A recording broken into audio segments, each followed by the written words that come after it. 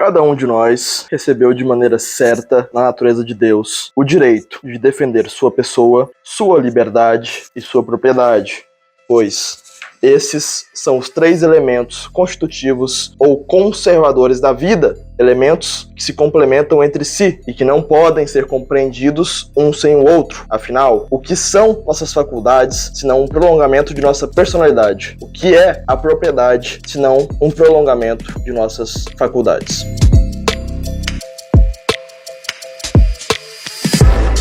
Bom, esse vídeo não era para falar sobre a lei. Pelo que vocês lembram, ou deveriam lembrar, esse vídeo, como eu mesmo citei no anterior, era para falar sobre o que é o crime. Mas como é que eu posso falar o que é o crime dentro do nosso ordenamento jurídico, dentro das nossas leis, sem antes falar do que porra que é a lei? Pra falar a verdade, é difícil falar também o que é a lei. Até mesmo para quem é do direito, não é um assunto fácil falar o que é a lei. Compreende a pica que eu tô lidando aqui? A lei pode ser classificada, em linhas gerais, como norma jurídica. Isto é, uma norma imposta pelo Estado para uma sociedade que irá permitir ou punir um determinado comportamento. Vou deixar bem claro aqui que descumprir a lei nem sempre resulta na pena do direito penal, né? De ser preso, entendeu? Mas, pelo contrário, muito comumente, o descumprimento da lei vai resultar em um descumprimento civil, uma norma civil. A punição para esse ato, ela não vai ser uma pena de privação de liberdade. Por exemplo, o exemplo mais comum que eu posso dar é a dívida. Como a nossa própria Constituição Federal vai dizer, ninguém no Brasil será preso em virtude de dívidas. Ou seja, por mais que seja ilegal você ficar devendo a alguém ou uma instituição, você não vai ser preso por causa disso. A não ser que você seja preso por causa de dívida de pensão alimentícia. Aí você se fudeu muito, porque na Constituição fala que é a única dívida que vai gerar uma prisão. A lei, então, ela é uma regra com força jurídica. Uma regra que vai permitir ou proibir um indivíduo de cometer um determinado ato dentro de sua vida civil, dentro da sociedade. Mas definir a lei como só isso é um reducionismo. Diferente do entendimento comum, a lei não é só aquilo que o nosso legislativo, ou seja, nossos deputados federais ou estaduais, nossos senadores, vereadores, definem em suas câmaras e assembleias como lei. A lei não é só aquilo que o legislativo define. A lei, na verdade, ela é um processo dialético. Ela surge no passado e se transmite para o futuro. Ela sempre existiu, sempre existirá e vai continuar impactando diariamente na vida de todo indivíduo. Toda a sociedade que permite uma junção social, um corpo social, sempre existirá a partir de leis. Mas existe um fenômeno curioso. Em toda sociedade existem algumas leis ou alguns princípios que são universais. Existem para todas as sociedades. Esses princípios, eles vão ser diversos em algum grau, mas nunca vão deixar de existir. Essas leis, esses princípios, são melhor elucidados pelo livro que eu citei bem no comecinho. A Lei, Frederic Bastiat. Esses três princípios são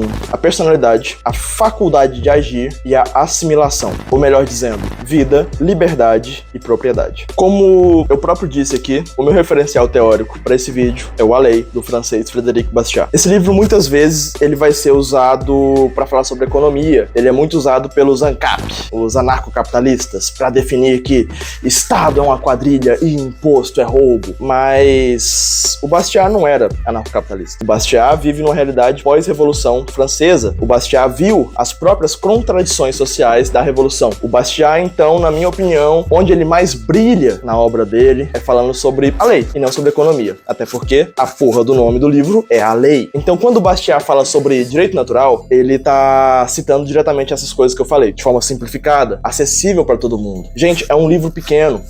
A Lei, ele tem pouco mais de 200 páginas, e dependendo da edição, isso sai com muito pré-fácil, pós-fácil, edição americana, edição não sei o que lá. Se você pegar na internet, essa porra tem 100 páginas e olha lá. Eu não vou me estender muito na diferença do que é direito natural e direito positivo, o que é justnaturalismo, o que é positivismo. Mas, em linhas gerais, o direito natural defende a ideia de que existem direitos inerentes à humanidade, ou seja, que nós, seres humanos, herdamos direitos providos diretamente do que é ser humano, do que é ter a natureza humana. Esses direitos que eu citei anteriormente são melhor explicados pela tríade de personalidade, faculdade de agir e assimilação. Ou para ficar mais fácil, mas eu vou explicar que não é bem assim, vida, liberdade e propriedade. Então, todos os direitos positivos, isto é, os direitos escritos, né, nas leis que são feitas diariamente no Brasil, eles têm que ser fundamentados nesses direitos fundamentais de todo ser humano. Esses direitos, como eu falei na introdução, eles são juntos, eles não podem ser desassociados. Em linhas gerais, em regra, em exceção é o contrário. Eu vou fazer um vídeo sobre isso, falando sobre liberdade e vida, de como você não pode ter liberdade sem a porra da sua vida. Eu vou falar aqui sobre pandemia. É um assunto complicado, principalmente com o bolsominion. Mas bora lá. Vamos falar um pouco sobre o que porra que é personalidade. Como eu falei, a personalidade é a sua vida. Mas falar simplesmente que você tem o direito à vida é reducionista. Todo mundo sabe que tem direito à própria vida. Eu posso fazer o que eu quiser com a minha vida, não é verdade? O nosso direito brasileiro mesmo não pune tentativa de suicídio. Mas por que a gente pune a tentativa e o uso de drogas? É um questionamento que fica pra você.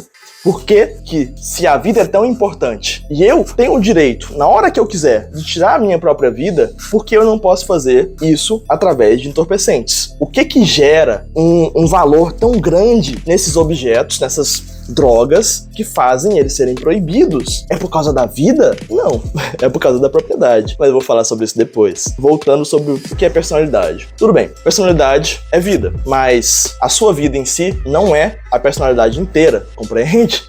Ou seja, a personalidade não é só a vida. A personalidade é o direito ao seu nome, quem você é.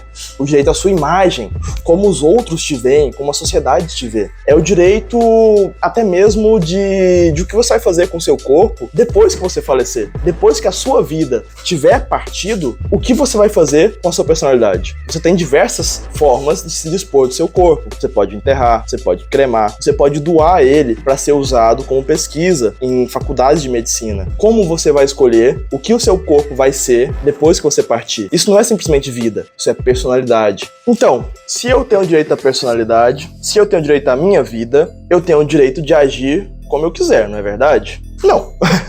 Simplesmente não. A liberdade por si só não existe. A liberdade, ela é definida através da própria sociedade que você está inserido. Ou seja, se você pretende cometer um ato que é contrário aos costumes, à lei de uma sociedade, você, em linhas gerais, não poderá fazer esse ato. Ele é proibido por lei. Isso quer dizer que você não pode de forma natural, física? Lógico que não. Quem quiser agora cometer um furto, roubar um celular, pode. Isso vai fazer você fazer isso? Não, por diversos fatores sociais. Mas, em linhas gerais, é por isso que a gente chama a liberdade de faculdade de agir. Faculdade, que eu digo, é você ter o direito de agir como bem quiser. Mas, se a sua ação gera dano para outra pessoa ou para a sociedade, a sua ação deve ser limitada em algum grau, compreende? Então, a faculdade de agir, ela vem logo depois da vida. Eu vou tratar os direitos aqui em uma pirâmide. Sem vida, você não tem liberdade. E sem liberdade, você não tem propriedade. Eu vou falar isso já, quando eu for falar de assimilação. Mas a faculdade de agir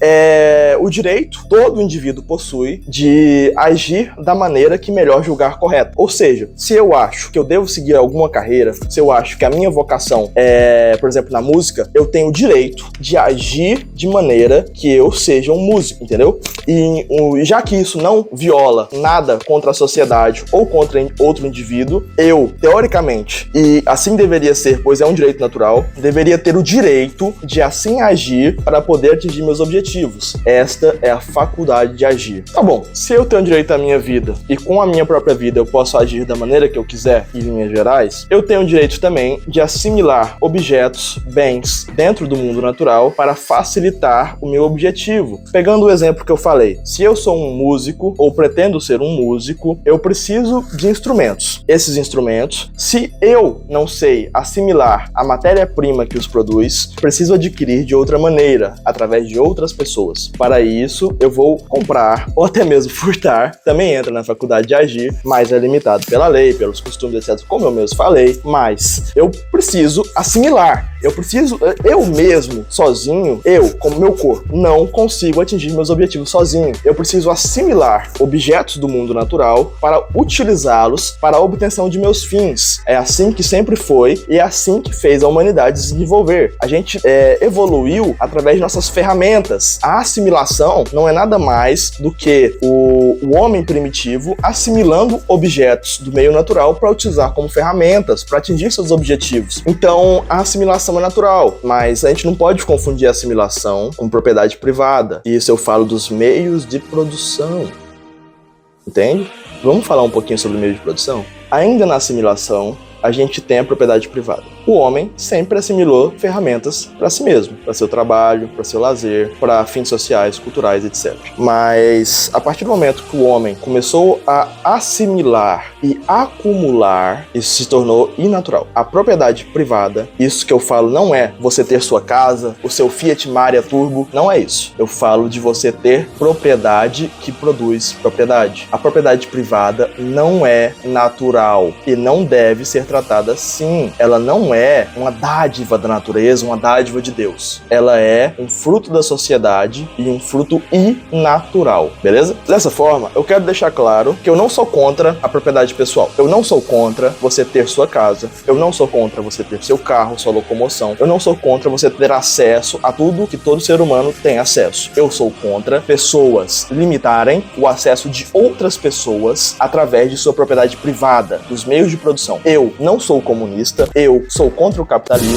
mas eu vejo isso como diametralmente errado. Isso não pode existir, compreende? E eu falo isso de maneira tradicional, eu sou tradicionalista, e eu vejo isso como errado, entendeu? E o maior problema do próprio lei é tratar a propriedade privada como algo natural. Ela não é. A assimilação é natural. É natural você ter sua casa, sua habitação, seu carro, sua locomoção, seus meios de vida, suas ferramentas, sua comida, sua água. Isso é natural. Todos têm que ter acesso a essas coisas. Todo ser humano. Isso é um direito natural. Mas falar que uma pessoa que produz bilhões de propriedade através da sua própria propriedade, o acúmulo de capital, é natural, isso eu discordo. E eu acho que o próprio Bastiat, uma lei usado por ANCAPs para justificar a propriedade como direito natural, tá errado. Dessa forma, os 3 direitos fundamentais que eu apresentei seriam a base. Seriam a base da pirâmide de toda a lei que vai ser feita. Ela define o ordenamento jurídico e os próprios motivos éticos e ontológicos, ou seja, a origem da própria lei, deriva desses direitos naturais, que justificam todo outro direito que será escrito. Um direito, por exemplo, não pode ser diretamente oposto à vida. Ele não pode ser diretamente oposto à liberdade. Ou à própria propriedade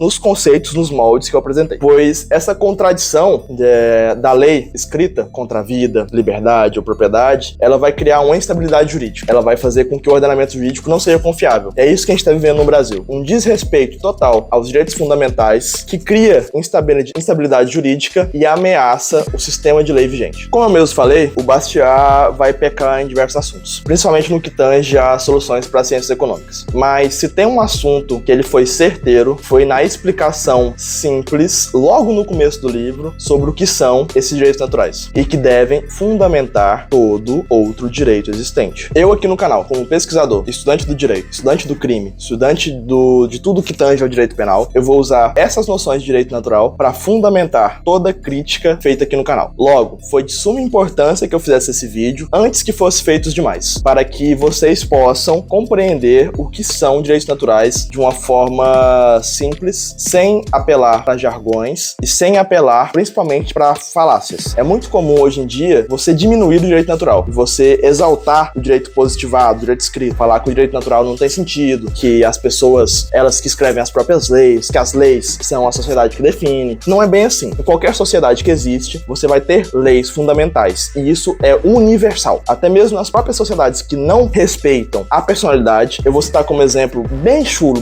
mesmo, as sociedades ameríndias, astecas, que faziam rituais de sacrifício humano. Para essas próprias sociedades, era necessário justificar a violação da vida. A vida tinha um propósito maior. Por mais que eu ou você, um ser humano contemporâneo que vive nos dias atuais, possa julgar essa atitude como errado, até mesmo essa galera que sacrificava pessoas, elas tinham que fundamentar o porquê que estavam tirando a vida. A vida, então, é inviolável. Ela não pode ser violada por ninguém. Você tem direito à sua vida e você define o que faz com ela. Se você quer morrer, beleza. Mas ninguém mais pode tirar esse direito de você. Os direitos naturais, então, eles não são definidos por nossos legisladores. E os nossos legisladores não podem violá-los. Dentro dessa lógica, resta agora explicar o que caralho é que é crime. Mano, pra ser sincero, eu mesmo não consigo definir tão simplesmente assim, em palavras claras pra apresentar aqui no canal. E é promessa minha que o próximo vídeo é o que é o crime. Como eu mesmo falei no vídeo anterior, que era pra ser esse vídeo e não tá sendo. Mas fica aqui pra vocês que, tendo agora ciência do que são a vida, a liberdade e a propriedade, eu vou poder dar uma explicação melhor de como o crime viola esses princípios e como a sociedade, desde o princípio, tem punido esses crimes. Então, no próximo vídeo, a gente vai descobrir o que cacete é crime. Palavrinha rápida, antes de encerrar aqui esse vídeo. Eu não faço os vídeos sozinhos. Eu faço o referencial teórico, pego os livros, estudo, escrevo o roteiro. E eu fico com toda a parte difícil. Mas eu tenho a ajuda da minha grande editora baiana, Gabriela Souza. A Gabriela é uma mulher trans. É verdade. Então eu vou pedir aqui todo o respeito possível a ela, rapaziada. Então, sem palavra merda aqui no comentário, eu vou banir. Transfobia é bem cringe, né? O canal pode ser pequeno, eu não me importo de banir pessoa preconceituosa, mesmo sendo pequeno. Vou deixar, então, a Gabriela falar pra vocês e bora lá. No mais, colhem nós, que é sucesso. Meu nome é Gabriela e... sei lá, não tem mais o que falar. Tchau. Tchau. Tchau.